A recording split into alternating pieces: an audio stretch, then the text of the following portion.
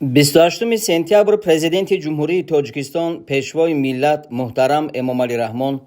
бо кормандони нерӯгоҳи обии Роғун ва фаъолони шаҳри Роғун мулоқот намуданд. Сарвари давлат баъди боздид аз маҳалли бунёди нерӯгоҳ ва шиносоӣ бо раванди корҳои сохтмонӣ бо таҳлилҳои амиқ андешаронӣ намуда барои вусъати корҳо ва назорати сифат дар назди коргарон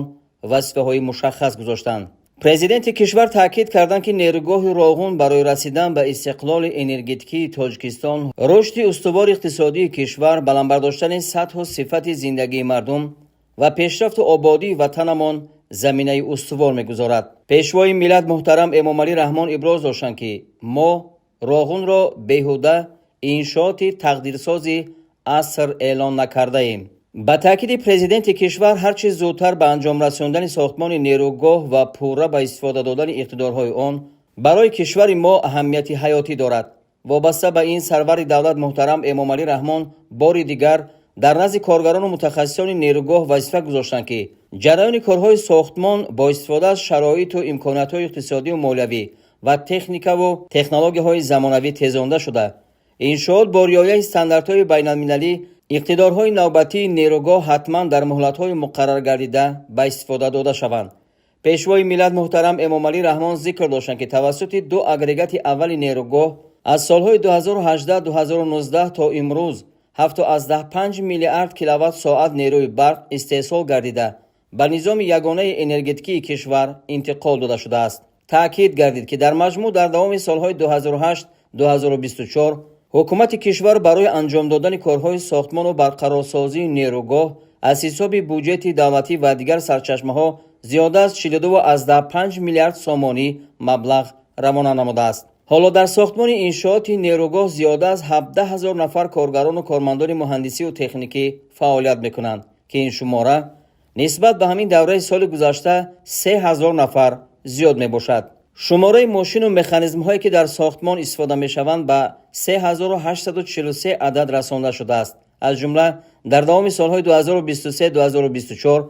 ба майдони сохтмон 400 мошину механизмҳои нави пуриқтидор ворид карда шуд. бунёди нерӯгоҳ ба лотҳои алоҳида тақсим шудааст ки амалисозии онҳо ба ҳамдигар вобастагии мустақим дорад ва қафомонӣ дар яке аз лотҳо боиси пайдо шудани монеа дар кори дигар самтҳо мегардад. аз ин лиҳоз президенти кишвар муҳтарам Эмомалӣ Раҳмон зарур шумурданд ки фармоишгар ҷамъияти саҳомии нерӯгоҳи барқиёбии Роғун ва пудрачиҳо, ширкатҳои Трактебл, Вибилд, Тоҷик гидроэлектромонтаж, Туннел Садди Ориёно ва корхонаи таҷрибавии механикии шаҳри Норак ташкил ва таъмини босуботи ҷараёни корҳоро дар байни лотҳо боз ҳам беҳтар танзим ва ҳамоҳанг созанд. сарвари давлат муҳтарам Эмомалӣ Раҳмон бо мақсади дар муҳлатҳои муқаррар гардида анҷом додани корҳои сохтмонӣ нерӯгоҳи барқиёбии Роғун,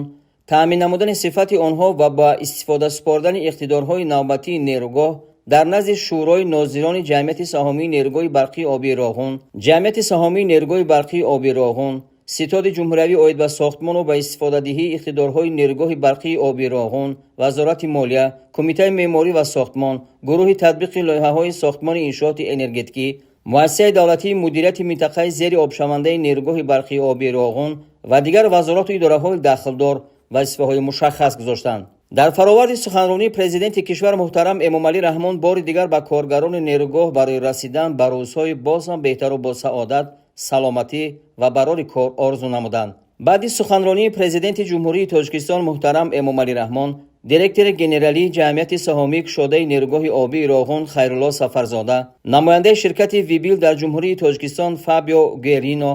директори генералии ҷамъияти саҳомии кушодаи Тоҷик гидроэлектромонтаж Иқбол Сафаров, директори ҷамъияти саҳомии пӯшидаи корхонаи таҷрибавии механикии шаҳри Норак Хуҷамурод Азимов ва сарвазири ҷумҳурии Тоҷикистон Қоҳир Расулзода оид ба иҷрои корҳои сохтмон дар нерӯгоҳи обии Роғун ба сарвари давлат гузориш доданд.